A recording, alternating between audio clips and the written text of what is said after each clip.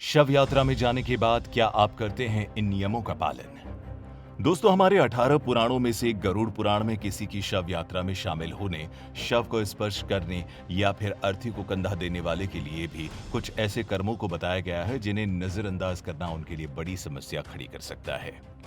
लेकिन उससे पहले आपको सूतक और पातक क्या है इसे जानना होगा।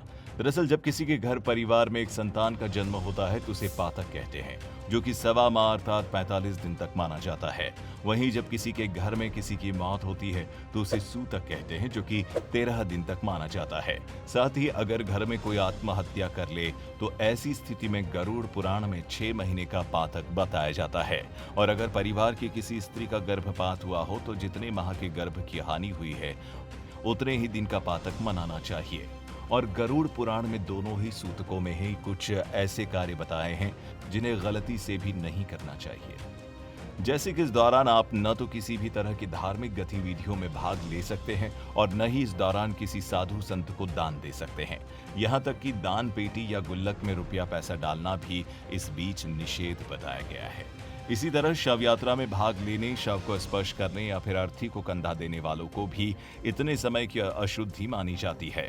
इसीलिए इनके लिए भी इन्हीं कुछ कर्मों को निषेध बताया गया है। जैसे कि यदि जिसकी शव यात्रा में आप सम्मिलित हो रहे हैं वो आपका कोई सगा संबंधी नहीं, आपके उससे सिर्फ सामाजिक संबंध ही है, तो ऐसे में शव यात्रा में जाने वाले को 1 दिन का, मुर्दा छूने वाले को 3 दिन का और मुर्दे को कंधा देने वाले के लिए 8 दिन की अशुद्धि यानी सूतक माना जाता है।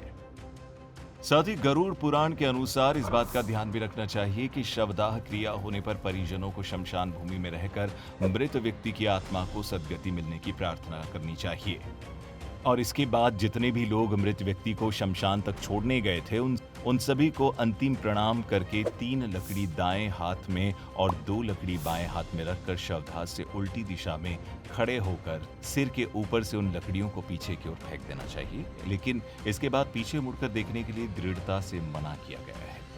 इससे संबंधित एक प्रचलित मान्यता की माने तो ऐसा करके मृत्यु को प्राप्त व्यक्ति की आत्मा से कहा जाता है कि अब तुम पंचतत्व में विलीन होकर इस संसार का मोह त्याग दो और अपने आगे के सफर के लिए बढ़ जाओ।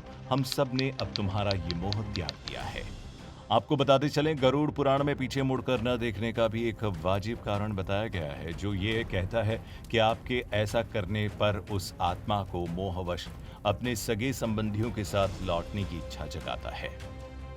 इन सब के अलावा गरुड़ पुराण में शव यात्रा में भाग लेने वाले व्यक्ति के लिए किसी नदी या तालाब पर जाकर कपड़ों के साथ स्नान करने को कहा गया है, ताकि यदि उस व्यक्ति की मौत किसी भयंकर बीमारी से हुई हो तो इसका संक्रमण आपको भी रोगी न बना दे। क्योंकि ऐसा देखा भी गया है कि दाह संस्कार के बाद कोई आदमी बीमार पड़ गया हो, मृत्यु के पश्चात मुंडन कराने का भी यही कारण बताया गया है। साथ ही स्नान के बाद व्यक्ति का गोत्र और नाम के आगे प्रेत बोलकर अंजुली से जल देने की बात कही गई है। इसके बाद मिर्च का टुकड़ा दांतों से दबाना होता है। कहीं कहीं पवित्र होने के लिए घी का सेवन भी लोगों द्वारा किया जाता है। मान्यता तो ये भी है कि इससे नकारात्मक शक्तियों का प्रभाव दूर हो जाता है।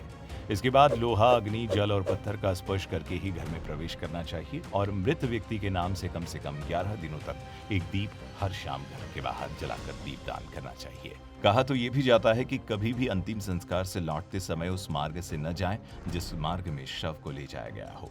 मित्रों, यही वो कुछ काम है जिन्हें ध्यान में रखने के लिए आपको कहा गया है।